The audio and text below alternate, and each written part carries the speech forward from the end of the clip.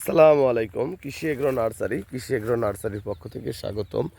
তো দেখতে পাচ্ছেন আমরা লতিরাজ কচুর চারা উঠাচ্ছি। এগুলো বাড়ি এক লতিরাজ কচু, যেটা যশোরের নাটোরের। এগুলো শুধু চারা, আমার এটা চারার প্রজেক্ট। এই প্রজেক্টে চারা তৈরি করা হয়।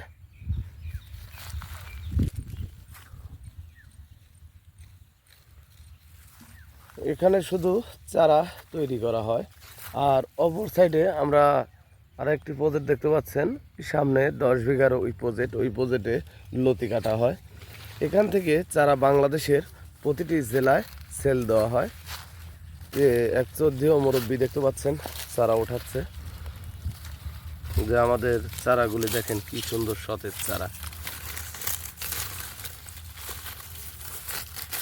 এই কচুটা রোপণ করতে হয় লাইনে 1 হাত পর পর, এক লাইন থেকে আর এক লাইন 1.5 হাত পর পর এই কচুর চারা রোপণ করতে হয়।